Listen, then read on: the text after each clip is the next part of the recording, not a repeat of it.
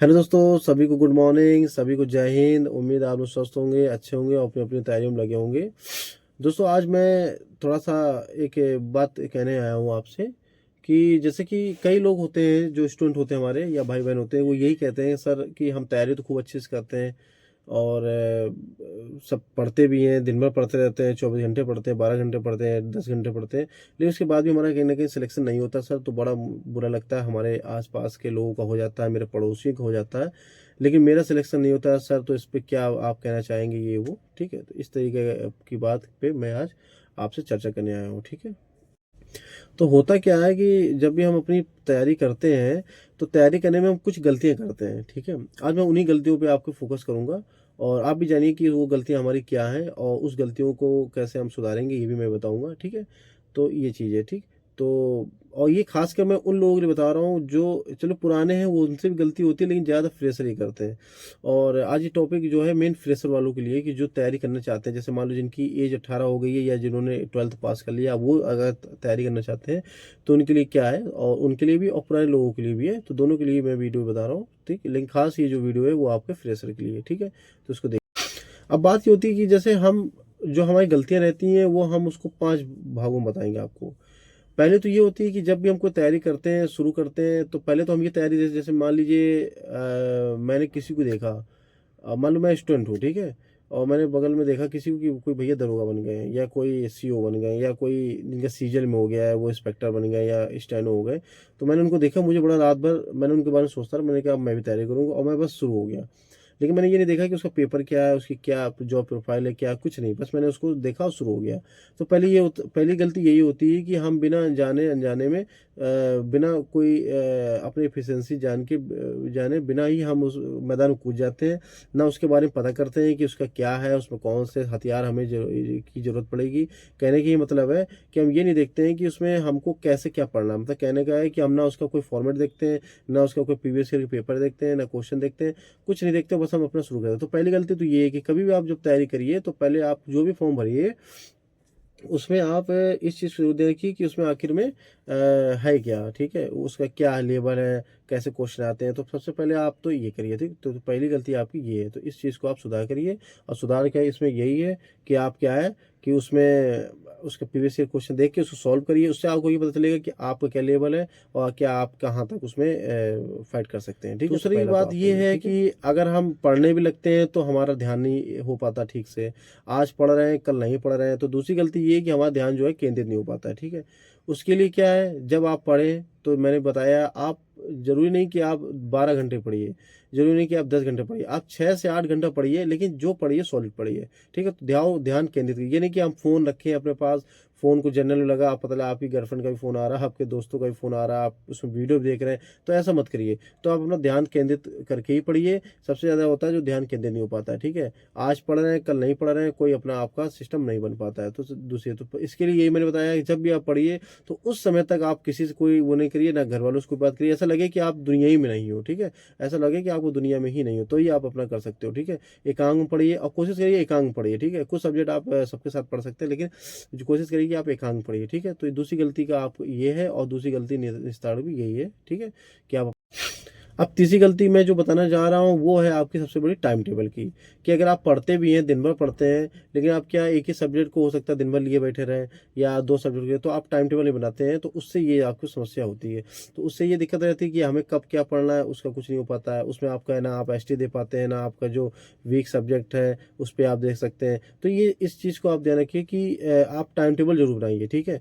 Time table बनाने से आपको क्या रहेगा, आपको बहुत आसान रहेगा, आपको कब क्या पढ़ना है। और जब टाइम टेबल बना लीजिए तो उसी टाइम में उसी सब्जेक्ट को पढ़िए, उसके अलावा मत पढ़िए। हाँ, ये जरूर है, अगर आपको कोई सब्जेक्ट वीक है, जैसे आपका अगर मैथ वीक है या आपको जीएस वीक है या आपको जो भी ऐसा लगता हो, तो उस जैसे अगर आप 2-2 घंटे का आप वो बना रहे हैं टाइम टेबल, तो क्या कहते हैं उसके उसमें क्या है, 2-2 घंटे का भी बना रहे हैं, तो उसमें जो सब्जेक्ट आपका वीक हो उसको आप थोड़ा सा ज़्यादा दे दीजिए। आप ये कर सकते हैं, ठीक है। तो इस चीज़ का भी आप थोड़ा सा ध्यान रखिए, ठीक है। तो आप टाइम टेबल बनाइए। तो तीसरी गलती आपकी ये रहती है, ठीक है।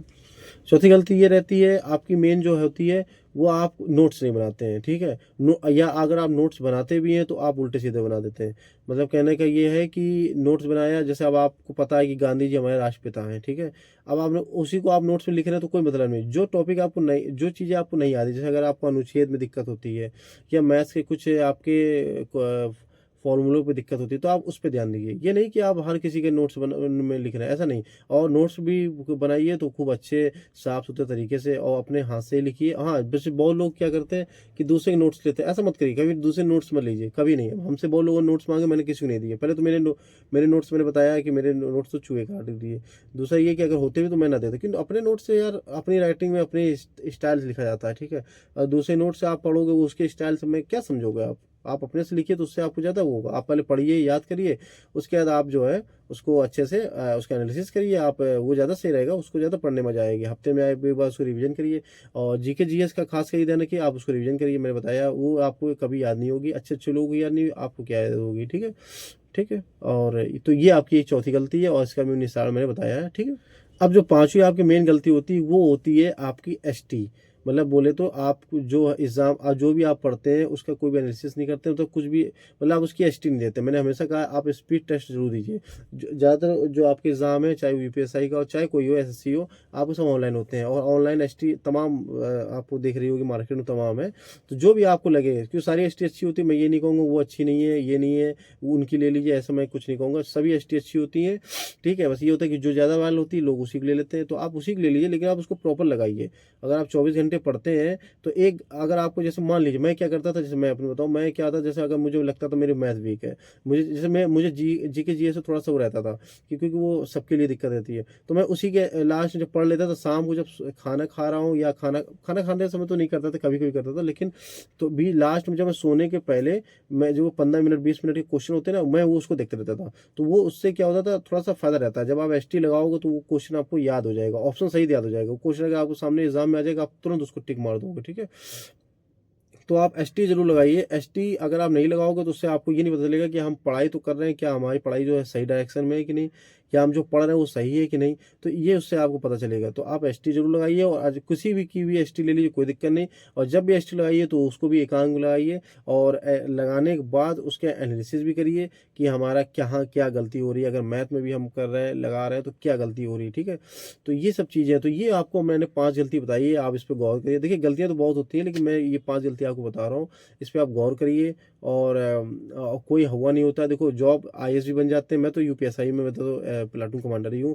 लोग यहाँ आईपीएस भी बन जाते हैं, आईएएस भी बन जाते हैं। तो कैसे बनता है, ऐसे ही बनते हैं, ठीक है। कोई बहुत वो कोई अलग से उससे नहीं आया। और अगर आपको लगता है कि ये 5 गलतियों पर आप गौर नहीं कर पा रहे हो या आप नहीं कर रहे हो, तो आप फिर भूल जाइए। आपसे आपसे एग्जाम निकलना ही नहीं है, मैं साफ बोल रहा हूँ आपसे। आपसे एग्जाम निकलना ही नहीं है। आप अपना अगर आप गाँव के हैं तो आप गाँव में खेती बाड़ी करिए। अगर आप शहर में तो आप ये जोमेटो स्विगी और ये सब पकड़िए। मैं तो यही कह रहा हूँ। आपको ये लग रहा हो कि मैं ऐसे कह रहा हूँ, मैं सही बोल रहा हूँ। कि अगर आपको लगता है कि नहीं, तो देखिए आपको इतना करना पड़ेगा।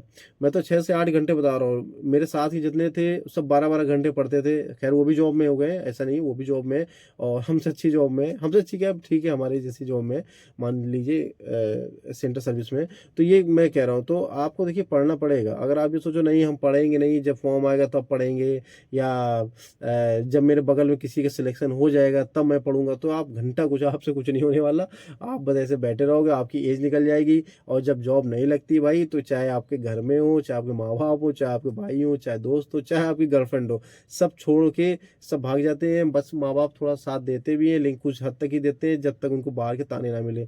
जब आपको माँ बाप को बाहर के ताने मिलने लगते हैं, तो वो भी आपको पूरा बाहर का गुस्सा आप ही पे निकलेगा। मतलब आपकी बिल्कुल कोई वैल्यू नहीं रहती है। और खास कर ये जो वो होते हैं बॉयज़, ठीक है। वैसे गर्ल्स के साथ भी होता है, लेकिन गर्ल्स का थोड़ा सा आप भी जानते हैं। देखो मैं सही सही बात बोलता हूँ, मैं सीधी बात बोलता हूँ। गर्ल्स के पास थोड़ा सा ठीक रहता है, अगर वो अच्छी यहाँ से देखने में ठीक है, अच्छा है, अगर थोड़ा सा भी उन्होंने पढ़ाई वढ़ाई कर ली है, एक आध डिग्रियाँ हैं, तो उनकी शादी वादी हो जाती है। क्योंकि हम ही जैसे लोग हम ही लोग जैसे हैं अपना शादी कर लेते हैं, जो भी जॉब वाला। ऐसा नहीं कि जॉब अगर हम लड़कों में भी अगर सब आपकी जॉब लग जाती है तो हमें जॉब वाली लड़की चाहिए। नहीं, बहुत से लोग हैं जो ये चाहते हैं कि नहीं, मेरी जॉब लगने के बाद भी मुझे कोई अपना घर मतलब एक सिंपल ही लड़की मिले। तो ये चीज़ें तो हमारे पास जो बॉयज़ के पास होता है जो अपॉर्चुनिटी कम रहती है। अगर हम कुछ करेंगे तो ठीक है। और सबसे ज़्यादा शर्म ये होती है जब हम 5 साल 10 साल तैयारी करने के बाद भी अगर हमारा ना सिलेक्शन हो तो बहुत ख़राब होता है। ठीक है, तो आज मैंने सोचा कि इसी पे एक वीडियो बना दूं। ठीक है, ठीक है, इसी के साथ मैं अपने वीडियो को समाप्त करता हूँ। मैं प्लाटू का ओनर विकास कुमार, सभी को जय हिंद।